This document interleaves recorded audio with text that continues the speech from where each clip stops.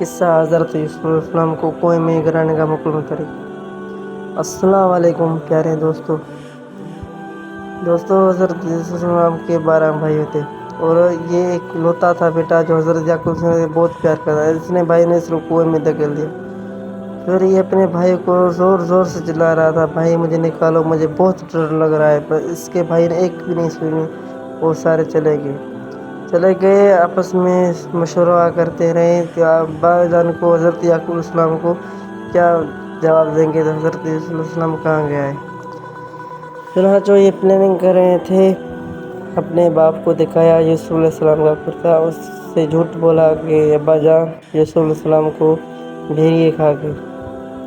اس کا باپ یہ سن کے اس کو یقین نہیں آیا، یہ بول رہا تھا تم جھوٹ بول رہے ہو۔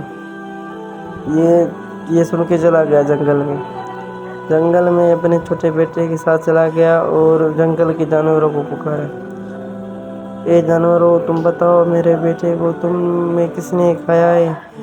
تو یہ سن کر بھیڑیا آ گیا، کہنے لگا اے اللہ کے پیارے نبی، ہم نے حضرت یوسف علیہ السلام کو نہیں کھایا۔ پھر یہ جو ساری رات کنویں میں تھا، ایک قبیلہ جا رہا تھا، اس کو بہت پینک پیاس لگی، وہ کنویں میں آئے، اس کو ایک خلیفہ کو پتا تھا اس کا پانی زہر ہے، وہ چنانچہ یہ نکل آیا، زلیخا اس پہ عاشق ہو گئی، سو اس کے الزام لگاتے یہ قید ہو گیا۔ یہ غلاموں کو کہہ رہا تھا تم بت پرستی چھوڑ دو، تو اللہ تعالیٰ کی جو حقیقی مالک ہے تم اس کی طرف آ جاؤ۔ کوئی بھی یقین نہیں کر رہا تھا اور ہم کیوں کرے۔ اس کا باپ وہاں سے زار و زار ہو رہا تھا، چنانچہ اس کی آنکھوں کی روشنی میں چلی گئی۔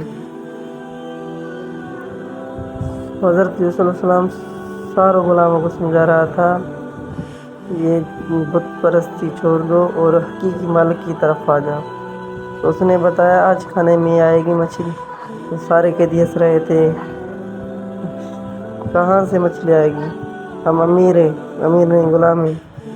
تو یہ سن کر کھانا آ گیا، تو ایک قیدی نے کہا آج کھانے میں مچھلی ہے۔ تو پہرے دار نے کہا تم کو کیسے پتا؟ تو مچھلی تھی۔ ایک قیدی نے کہا یہ جادو ہے، تم جھوٹ بول رہے ہو۔ اس نے بولا تم اللہ کے نبی ہو، تم یہ بتاؤ میں کب آزاد ہوں گا، مجھے عمر کی سزا ہے۔